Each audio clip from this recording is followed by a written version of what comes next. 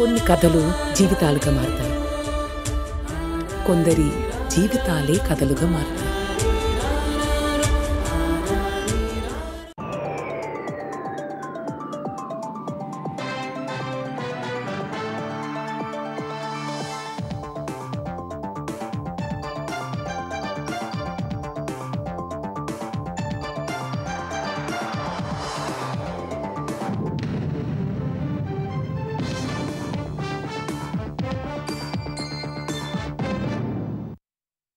నమస్కారం, ETV news కు స్వాగతం. ముఖ్యాంశాలు.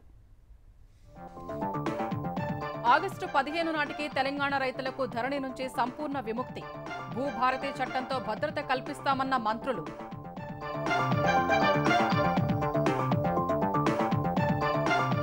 పోలవరం బనకచెర్ల ప్రాజెక్టును అంగీకరించేది లేదన్న ఉత్తమ్. అడ్డుకునేందుకు అన్ని ప్రయత్నాలు చేస్తున్నామని స్పష్టీకరణ.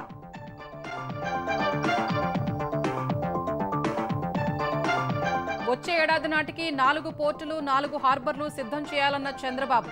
రద్దీకి అనుగుణంగా రోడ్ల విస్తరణకు ఆదేశాలు.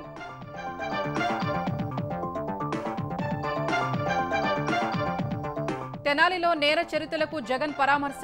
మాజీ సీఎం వైఖరిపై దళిత సంఘాల నిరసన. రౌడీ షీటర్లకు మద్దతేంటని ప్రశ్న.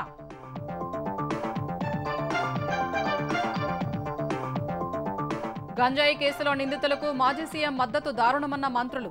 వైసీపీ అధినేతపై జాలి కలుగుతోందని వ్యాఖ్య.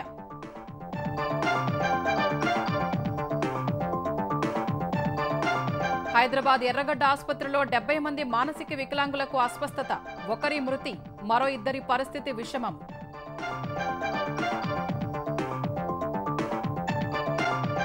ఈశాన్య రాష్ట్రాల్లో ఆగని వరద ఉధృతి. అసోంలో 5.3 లక్షల మందిపై ప్రభావం. కేంద్రం నుంచి సాయానికి ప్రధాని హామీ.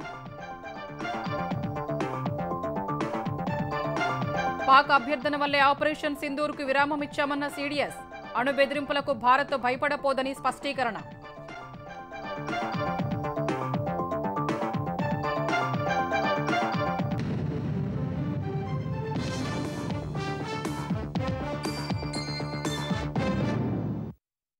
వచ్చే ఆగస్టు 15 నాటికి ధరణి నుంచి పూర్తిగా విముక్తి కల్పించి భూభారతి చట్టం ద్వారా ప్రతి రైతుకు భద్రత కల్పిస్తామని తెలంగాణ మంత్రులు చెప్పారు.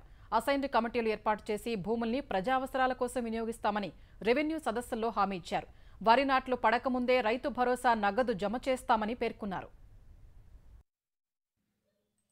తెలంగాణలో కొత్త రెవెన్యూ చట్టంపై అవగాహన కల్పించడం సహా ప్రజల వద్దకే రెవెన్యూ నినాదంతో సమస్యల్ని పరిష్కరించేందుకు రాష్ట్ర వ్యాప్తంగా రెవెన్యూ సదస్సులు ప్రారంభమయ్యాయి. ఖమ్మం జిల్లా ఎర్రుపాలెం మండలం ములుగుమాడులో జరిగిన భూభారతి సదస్సులో ఉప ముఖ్యమంత్రి భట్టి విక్రమార్క, రెవెన్యూ శాఖ మంత్రి పొంగులేటి శ్రీనివాసరెడ్డి, వ్యవసాయ శాఖ మంత్రి తుమ్మల నాగేశ్వరరావు పాల్గొన్నారు. భూభారతి చట్టంలో భాగంగా పైలట్ ప్రాజెక్టు గ్రామంగా ములుగుమాడులో చేపట్టిన భూముల రీసర్వేను ప్రారంభించిన మంత్రులు గ్రామంలో చేపట్టే రీసర్వే ప్రక్రియను పరిశీలించారు. అనంతరం భూభారతి అవగాహన సదస్సులో మాట్లాడిన మంత్రులు రైతులు రెవెన్యూ కార్యాలయాల చుట్టూ తిరిగే పని లేకుండా అధికారులే వచ్చి భూ సమస్యలు పరిష్కరిస్తారని తెలిపారు. రాష్ట్రంలోని 413 గ్రామాల్లో నక్షాలు లేవని, అందుకే ఎంపిక చేసిన 5 గ్రామాల్లో రీసర్వే చేపట్టినట్లు వివరించారు. ఈ గ్రామాల్లో 20 రోజుల పాటు సర్వే నిర్వహించి నక్షాలు తయారు చేయడం సహా రైతులు కమతాల వారీగా నక్షా అందిస్తామని తెలిపారు. బీఆర్ఎస్ హయాంలో భూమి లేకుండానే ఉన్నట్లు చిత్రీకరించి లక్షల ఎకరాలకు రైతు బంధు పొందారని ఆరోపించారు. ఆ భూముల లెక్కలు తీస్తున్నామని వివరించారు.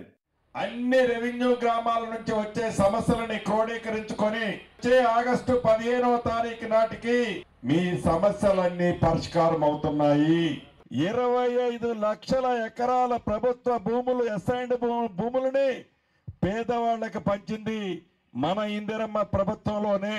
అటువంటి భూములని ధరణి పేరుతో రాష్ట్ర వ్యాప్తంగా లక్షలాది ఎకరాలని ఆనాటి ప్రభుత్వాలు తారుమారు చేశారు రికార్డులని. వాటిని కూడా క్షుణ్ణంగా పరిశీలించడానికి ఒక వ్యవస్థను ఏర్పాటు చేశాం. తెలంగాణలో ఇప్పటి వరకు 4 సార్లు భూ సంస్కరణ చట్టాలు చేస్తే కాంగ్రెస్ తెచ్చిన 3 చట్టాలతో ప్రజలకు న్యాయం జరిగిందని భట్టి విక్రమార్క తెలిపారు. బీఆర్ఎస్ హయాంలో తెచ్చిన ధరణి చట్టంతో తీవ్ర అన్యాయం జరిగిందన్నారు. భూమి లేని పేదలకు సాగు భూమి, ఇళ్ల స్థలాలు ఇచ్చేలా ఎమ్మెల్యేల ఆధ్వర్యంలోని అసైన్డ్ కమిటీలను భూభారతి చట్టంతో తిరిగి ప్రారంభిస్తామన్నారు. భూ సమస్యల పరిష్కార ప్రక్రియను ప్రారంభించిన ఘనత సీఎం రేవంత్ రెడ్డికే దక్కుతుందన్న మంత్రి తుమ్మల భూ రికార్డులు పక్కాగా ఉండేలా చర్యలు చేపడతామని చెప్పారు. ఆంధ్రప్రదేశ్ ప్రభుత్వం తలపెట్టిన పోలవరం బనకచెర్ల ప్రాజెక్టును అడ్డుకునేందుకు అన్ని ప్రయత్నాలు చేస్తున్నట్టు తెలంగాణ నీటిపారుదల శాఖ మంత్రి ఉత్తమ్ కుమార్ రెడ్డి చెప్పారు. ఈ ప్రాజెక్టుకు తాము పూర్తి వ్యతిరేకమన్న ఉత్తమ్ ఈ అంశంపై కేంద్ర జలశక్తి శాఖ మంత్రి సిఆర్ పాటిల్తో మాట్లాడినట్టు చెప్పారు. పోలవరం బనకచెర్ల ప్రాజెక్టుపై తెలంగాణ అభ్యంతరాలను వివరించి నిర్మాణాన్ని అడ్డుకోవాలని కేంద్ర మంత్రిని కోరినట్టు ఉత్తమ్ వివరించారు. పోలవరం బనకచెర్ల ప్రాజెక్టును ఎట్టి పరిస్థితుల్లో తెలంగాణ అంగీకరించబోదన్న ఆయన సముద్రంలో కలిసే నీళ్లే వాడుకుంటామని ఏపీ నేతలు ఎలా చెబుతారని ప్రశ్నించారు. బనకచెర్ల ప్రాజెక్టుపై గోదావరి నది యాజమాన్య బోర్డుకు కూడా లేఖ రాసినట్టు మంత్రి వివరించారు. ఆంధ్రప్రదేశ్లో పోర్టులు, ఫిషింగ్ హార్బర్లను రాష్ట్ర సంపదగా తీర్చిదిద్దాలని సీఎం చంద్రబాబు అధికారుల్ని ఆదేశించారు. వచ్చే ఏడాదికి 4 పోర్టులు, 4 హార్బర్లు సిద్ధం చేయాలని దిశానిర్దేశం చేశారు. తొలి దశలో కుప్పం, దగదర్తి, అమరావతి, శ్రీకాకుళం విమానాశ్రయాల నిర్మాణం చేపట్టాలన్న ఆయన పీపీపీ విధానంలో రద్దీకి అనుగుణంగా రహదారుల విస్తరణ చేపట్టాలని సూచించారు. ఆంధ్రప్రదేశ్లో నిర్మాణంలో ఉన్న పోర్టులు, ఫిషింగ్ హార్బర్ల పనుల పురోగతిపై సీఎం చంద్రబాబు ఉండవల్లిలోని క్యాంపు కార్యాలయంలో సమీక్ష నిర్వహించారు. మచిలీపట్నం పోర్టు మొదటి దశ పనులు 43.25% పూర్తి కాగా వచ్చే ఏడాది నవంబర్ నాటికి మొత్తం పూర్తి కానున్నాయని అధికారులు సీఎంకు వివరించారు. రామాయపట్నం పోర్టు మొదటి దశ 63.89%, మూలపేట పోర్టు మొదటి దశ 46.59%, కాకినాడ గేట్వే పోర్టు పనులు 29.92% పూర్తయ్యాయని తెలిపారు. జువ్వలదిన్నె ఫిషింగ్ హార్బర్ మొదటి దశ పూర్తి కావచ్చిందని, నిజాంపట్నం ఫిషింగ్ హార్బర్ మొదటి దశ 81.17%, మచిలీపట్నం ఫిషింగ్ హార్బర్ మొదటి దశ పనులు 69.20%, ఉప్పాడ ఫిషింగ్ హార్బర్ పనులు 78.94% పూర్తయ్యాయని అధికారులు తెలిపారు. మచిలీపట్నం, రామాయపట్నం, మూలపేట పోర్టుల మొదటి దశ పనులు, కాకినాడ గేట్వే పోర్టు పనులు వచ్చే ఏడాది డిసెంబర్ కల్లా పూర్తి చేయాలన్న సీఎం జువ్వలదిన్నె, నిజాంపట్నం, మచిలీపట్నం, ఉప్పాడ ఫిషింగ్ హార్బర్ల మొదటి దశ పనులను పూర్తి చేయాలని స్పష్టం చేశారు. పోర్టులు, ఫిషింగ్ హార్బర్లు రాష్ట్ర సంపదని, వాటి నిర్మాణం త్వరగా పూర్తి చేసి వినియోగంలోకి తేవాల్సిన అవసరం ఉందన్నారు. మత్స్యకారులకు ఎలాంటి ఇబ్బంది తలెత్తకుండా ఆ ప్రాంతానికి మరింత ఆదాయం సమకూర్చేలా ఫిషింగ్ హార్బర్లను మైనర్ పోర్టులుగా అభివృద్ధి చేసే అంశం పరిశీలించాలని సూచించారు. ఏపీలో కొత్తగా నిర్మించ తలపెట్టిన కుప్పం, దగదర్తి, అమరావతి, పలాస ఎయిర్పోర్ట్ల నిర్మాణం ముందుగా చేపట్టాలని అధికారులకు నిర్దేశించారు. రాష్ట్రంలో పోర్టులు, ఫిషింగ్ హార్బర్లు మొత్తం కలిపి 20కి తగ్గకుండా 14 ఎయిర్పోర్టులు ఉండేలా చూడాలని చెప్పారు. ట్రాఫిక్ రద్దీకి అనుగుణంగా రహదారుల విస్తరణ చేపట్టాలని, వాటిని జాతీయ రహదారులతో అనుసంధానించాలని సూచించారు. పీపీపీ విధానంలో వీటిని అభివృద్ధి చేయాలన్నారు. రోడ్లు, పోర్టులు, ఎయిర్పోర్టులు, ఫిషింగ్ హార్బర్ల అభివృద్ధి లక్ష్యంగా త్వరలో ఏపీ లాజిస్టిక్స్ కార్పొరేషన్ ఏర్పాటు చేయాలన్నారు. ఏజెన్సీ ప్రాంతాల్లో పర్యాటకం అభివృద్ధి చెందేలా హెలిపోర్టుల ఏర్పాటుకు ప్రణాళిక రూపొందించాలని ఆదేశించారు. తెనాలిలో కానిస్టేబుల్ చిరంజీవిపై దాడి చేసిన నిందితులకు అతను కానిస్టేబుల్ అనే విషయం తెలియదని వైసీపీ అధ్యక్షుడు జగన్ చెప్పారు. గంజాయి అక్రమ రవాణా సహా 9 కేసుల్లో నిందితుడిగా ఉన్న జాన్ విక్టర్ కుటుంబాన్ని ఆయన పరామర్శించారు. వైసీపీ కార్యకర్తల ఊరేగింపు మధ్య తెనాలి వెళ్లిన జగన్ జాన్ విక్టర్ తల్లిదండ్రులతో మాట్లాడారు. జాన్ విక్టర్తో పాటు తెనాలి పోలీసులు దండించిన రాకేష్, కరీముల్లాపై గతంలో కేసులు లేవని జగన్ వెనకేసుకొచ్చారు. కేసులు ఉన్న చంద్రబాబును కూడా నడి రోడ్డుపై దండించగలరా అని పోలీసుల్ని జగన్ నిలదీశారు. ఇదే ఐతానగర్ లో అంబేద్కర్ విగ్రహం వద్ద ఆ కానిస్టేబుల్ ఎవరితోనో గొడవ పడతా ఉన్నాడు. ఎవరో ముక్కు ముఖం తెలియని వ్యక్తి సివిల్ డ్రెస్ లో ఎవరితోనో గొడవ పడతా ఉంటే వీళ్ళు గొడవలో ఇన్వాల్వ్ అయ్యి ఆపడానికి ప్రయత్నం చేశారు. ఎందుకు మా ఏరియాకి వచ్చి ఇక్కడ గొడవ పడతా ఉన్నావు అని చెప్పి అడిగినారు. అంతే, అది వీళ్ళు చేసిన తప్పు. కేసులు ఎవరి మీదైనా ఉండొచ్చు, తేల్చాల్సింది కోర్టులు. ఇదే చంద్రబాబు నాయుడు మీద 24 కేసులున్నాయి. చంద్రబాబు నాయుడు మీద 24 కేసులున్నాయని చెప్పి చంద్రబాబు నాయుడు గారిని నడి రోడ్డు మీదకి తీసుకొని వచ్చి తన్నడం ధర్మమే అవుతుందా అని అడుగుతా ఉన్నా. జగన్ తెనాలి పర్యటనపై దళిత సంఘాల నేతలు భగ్గుమన్నారు. రౌడీ షీటర్లకు పరామర్శలాంటూ మండిపడ్డారు. తెనాలి మార్కెట్ సెంటర్లో మానవహారంగా ఏర్పడి జగన్కు వ్యతిరేకంగా నినాదాలు చేశారు. జగన్ కాన్వాయ్ వెళ్లే దారిలో నల్ల బెలూన్లు, నల్ల కండువాలతో నిరసన తెలిపారు. వైసీపీ హయాంలో రౌడీ షీటర్ల చేతిలో హత్యకు గురైన నూతక్కి కిరణ్ అనే దళితుడి కుటుంబాన్ని పరామర్శించని జగన్ హంతకులకు మద్దతుగా నిలవడమేంటని ఆక్రోశించారు. గంజాయి బ్యాచ్ను ప్రోత్సహించడమే వైసీపీ విధానమాని నిలదీశారు. జగన్ వస్తున్న సమయంలో ఆందోళనకారులు నినాదాలు చేశారు.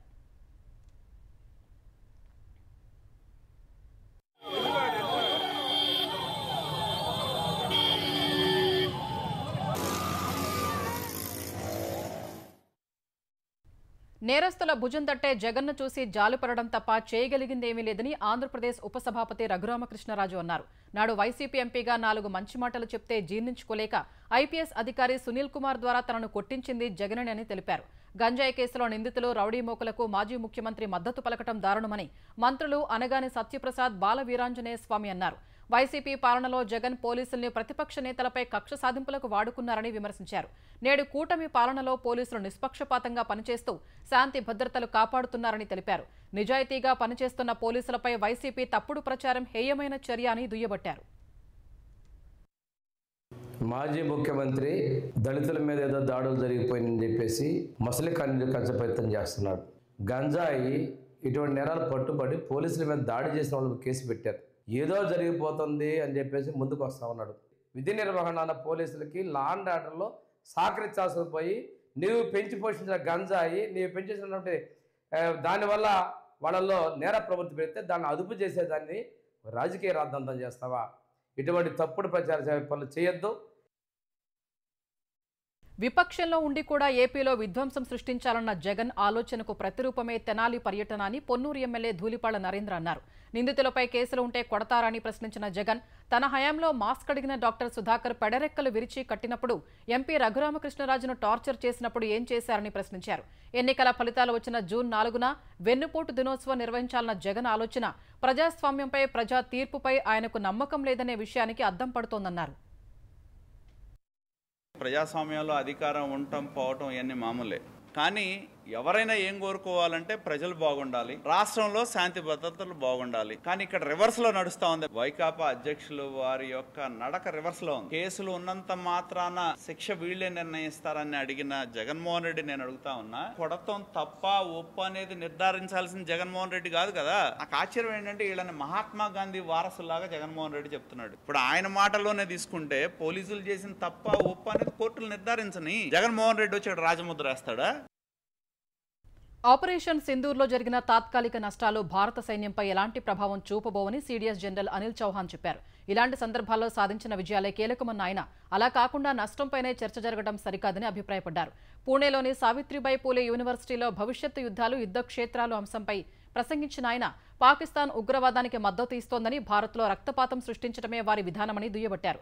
ఆపరేషన్ సింధూర్ ద్వారా ఉగ్రవాదానికి సరికొత్త అడ్డుగీత గీశామన్న ఆయన భారత్పై పాక్ దాడి చేసింది కాబట్టే తాము ప్రతిదాడులు చేశామని స్పష్టం చేశారు. పహల్గాం ఉగ్రదాడికి కొన్ని వారాల ముందు నుంచే భారత్పై Pakistan army chief general Asim Munir తన ప్రసంగాలతో విషం చిమ్మారని అనిల్ చౌహాన్ మండిపడ్డారు. పాకిస్తాన్ ఉగ్రవాదాన్ని పెంచి పోషించడం మానుకోవాలన్న సీడీఎస్ అణు బెదిరింపులతో భారత్ను భయపెట్టలేరని పేర్కొన్నారు.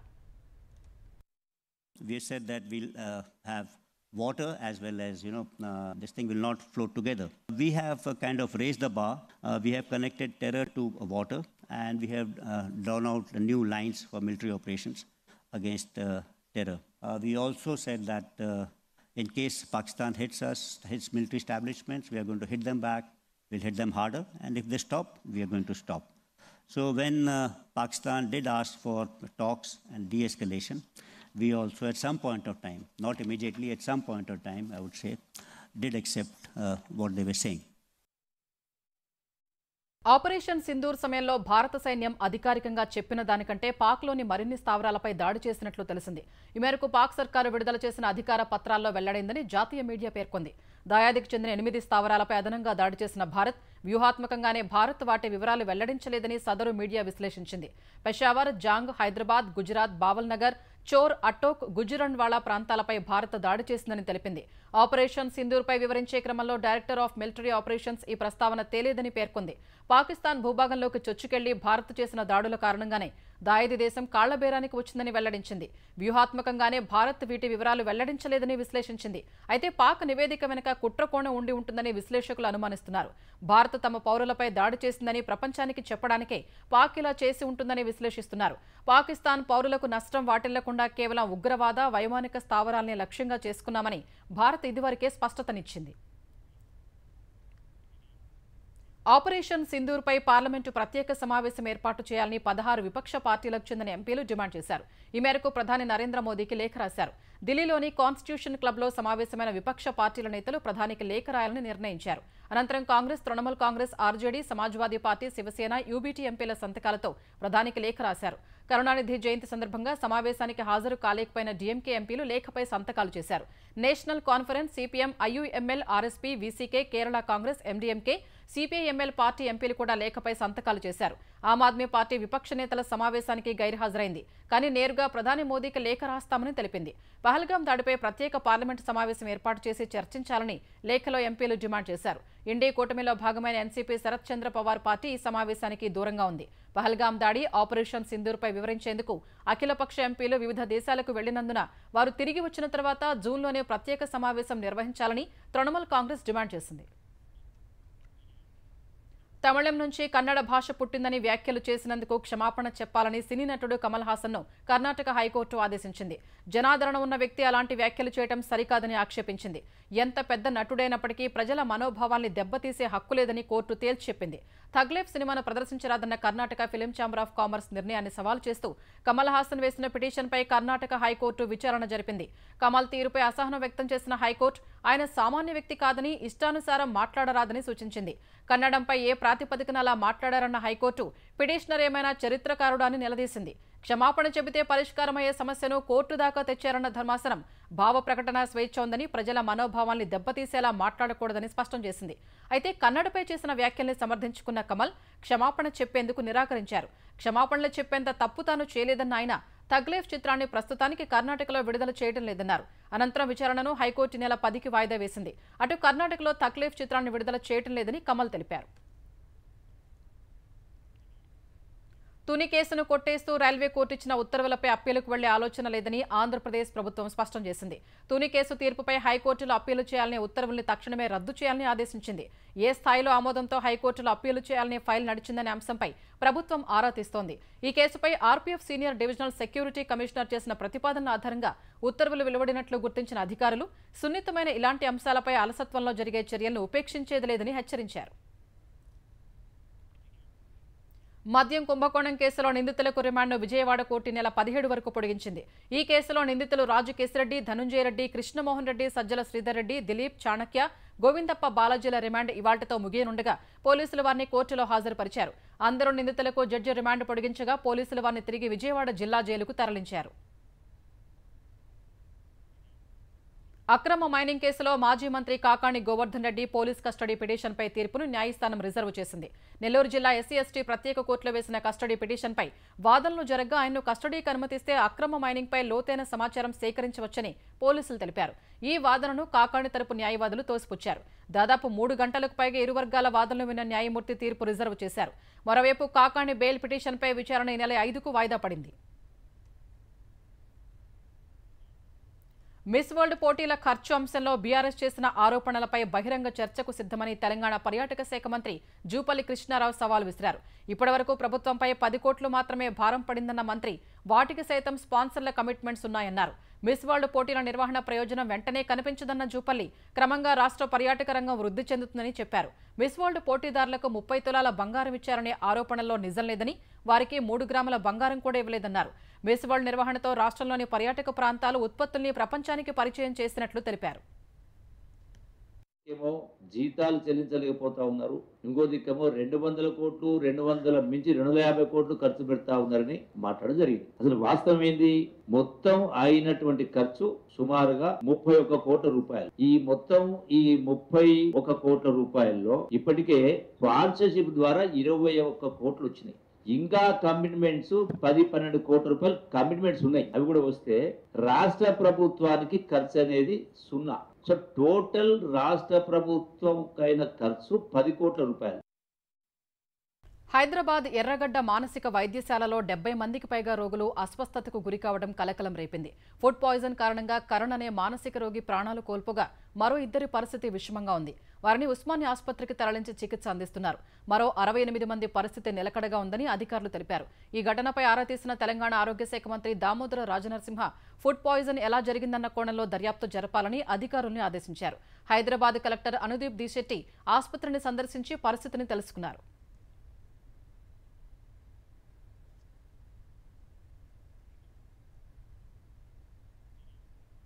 భారత్ అమెరికా వాణిజ్య ఒప్పందం ఎంతో దూరంలో లేదని అగ్రరాజ్య వాణిజ్య మంత్రి హోవార్డ్ లుట్నిక్ చెప్పారు.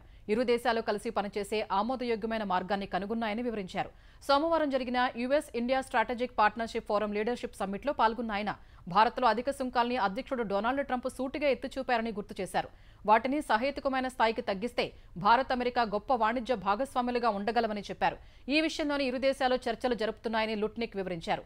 ముందుగా ఒప్పందం చేసుకునే దేశాలకు మెరుగైన ఒప్పందం లభిస్తుందని అన్నారు. భారత్ అమెరికా మధ్య వాణిజ్య లోటును తగ్గించాలని కోరుకుంటున్నట్లు స్పష్టం చేశారు. భారత జనాభా నిరంతరం పెరగడం వల్ల ఆ దేశ ఆర్థిక వ్యవస్థ ఎల్లప్పుడూ వృద్ధి చెందుతూనే ఉంటుందని లుట్నిక్ అన్నారు. ఈశాన్య రాష్ట్రాల్లో వరద ఉధృతి కొనసాగుతోంది. అసోంలో 22 జిల్లాలకు వరద విస్తరించగా 5.3 లక్షల మంది తీవ్ర ఇక్కట్లు ఎదుర్కొంటున్నారు. ఇప్పటివరకు 11 మంది చనిపోగా 2 గల్లంతయ్యారు. 22 జిల్లాల్లోని 1254 గ్రామాలు నీటమునుగ్గా శ్రీభూమి జిల్లాలో పరిస్థితి అత్యంత దారుణంగా ఉంది. 165 వరద సహాయ శిబిరాలు ఏర్పాటు చేసిన అసోం ప్రభుత్వం 31,212 మందిని తరలించింది. మరో 157 కేంద్రాల్లో బాధితులకు అవసరమైన సామాగ్రిని పంపిణీ చేస్తోంది. బ్రహ్మపుత్ర, బరక్, కోపిలి నదులు ప్రమాద స్థాయిని మించి ప్రవహిస్తున్నాయి. వరద ఉధృతికి పలు ప్రాంతాల్లో రోడ్లు, వంతెనలు, ఇళ్లు, విద్యుత్ సరఫరా వ్యవస్థ దెబ్బతిన్నాయి. మణిపూర్, ఇంఫాల్ తూర్పు ప్రాంతం పూర్తిగా నీటిలో మునిగి ఉంది. ఐరిల్ నది ఉధృతికి ఇళ్లన్నీ నీట మునిగాయి. ఎన్డీఆర్ఎఫ్, ఎస్డీఆర్ఎఫ్ బలగాలు బాధితుల్ని పడవలపై సురక్షిత ప్రాంతాలకు తరలిస్తున్నాయి. గత 4 రోజులుగా 47 ప్రాంతాల్లో కొండచర్యలు విరిగిపడ్డాయి. దాదాపు 3,365 ఇళ్లు దెబ్బతిన్నాయి. మిజోరాంలో కొండచర్యలు విరిగిపడుతూనే ఉండగా 190 ప్రాంతాల్లో రోడ్లు దెబ్బతిన్నాయి. 190కి పైగా ఇళ్లు పడిపోయాయి. రాజధాని ఐజ్వాల్లో వరుసగా 4వ రోజు విద్యాసంస్థలకు సెలవు ప్రకటించారు. సిక్కింలో వేర్వేరు ప్రాంతాల్లో చిక్కుకున్న వారిని 2 MI-17 హెలికాప్టర్ల ద్వారా సురక్షిత ప్రాంతాలకు తరలిస్తున్నారు.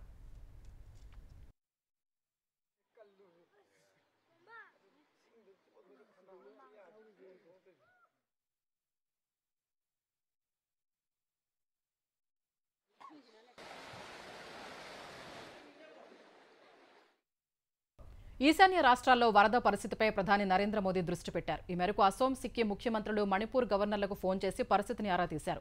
ఈశాన్య రాష్ట్రాల్లో వరద ఉధృతి కొనసాగుతుండగా ఇప్పటివరకు 40 మంది చనిపోయారు. ఆయా రాష్ట్రాల్లో 6 లక్షల మందికి పైగా ఇబ్బందులు ఎదుర్కొంటున్నారు. ఈ నేపథ్యంలో Assam CM Himanta Biswa Sarma, Sikkim CM Prem Singh Tamang, Manipur governor Ajay భల్లాలకు ప్రధాని నరేంద్ర మోదీ ఫోన్ చేశారు. తాజా పరిస్థితిపై అడిగి తెలుసుకున్నారు. కేంద్రం నుంచి అవసరమైన సహాయ సహకారాలు అందిస్తామని హామీ ఇచ్చారు.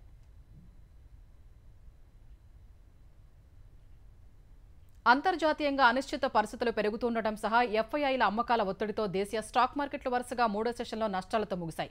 గత 2 సెషన్లలో 259 పాయింట్లు తగ్గిన సెన్సెక్స్ ఇవాళ మరో 636 పాయింట్లు పతనమైంది. ఉదయం 81,492 పాయింట్ల వద్ద బీఎస్సీ సూచీ ప్రారంభమైంది. మొదట్లో 81,774 పాయింట్ల గరిష్ట స్థాయి నమోదు చేసింది. తర్వాత విపరీతమైన అమ్మకాల ఒత్తిడికి గురైంది. ఒక దశలో సెన్సెక్స్ 80,575 పాయింట్ల కనిష్ట స్థాయికి పడిపోయింది. చివరకు 80,737 పాయింట్ల వద్ద స్థిరపడింది. ఇవాల్టి ట్రేడింగ్లో బీఎస్సీలోని 30 కీలక సంస్థల్లో మహీంద్రా అండ్ మహీంద్రా మాత్రమే లాభాలతో ముగిసింది. జాతీయ స్టాక్ ఎక్స్చేంజ్ సూచీ నిఫ్టీ 174 పాయింట్లు తగ్గి 24,542 వద్ద ముగిసింది.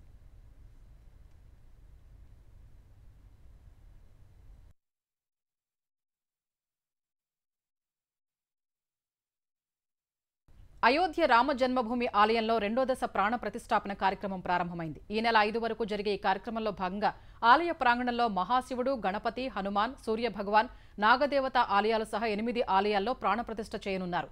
ఈ క్రతువును 101 మంది పూజారులు 1975 వేద మంత్రాలు, హోమాలతో అత్యంత పవిత్రంగా చేయనున్నారు. 3 రోజులు జరిగే ఈ క్రతువును తిలకించడానికి పలు ప్రాంతాల నుంచి ప్రముఖులతో సహా భక్తులు భారీగా అయోధ్యకు తరలివస్తున్నారు. అయోధ్య రామాలయ శిఖరంపై కలశానికి బంగారు తాపడం నిన్నటితో పూర్తి కాగా మొదటి అంతస్తు నుంచి 161 అడుగుల వరకు ఆలయ వైభవాన్ని ఈ కలశం ప్రతిబింబిస్తుంది. ఈ నెల 5న మొదటి అంతస్తులోని రామ్ దర్బార్ ప్రాంగణంలో మహాశివుడు సహా 8 మంది దేవుళ్ల ప్రతిమలకు ప్రాణప్రతిష్ఠ కార్యక్రమం నిర్వహిస్తారు. ఈ కార్యక్రమానికి యూపీ సీఎం యోగి ఆదిత్యనాథ్ హాజరు కానున్నారు.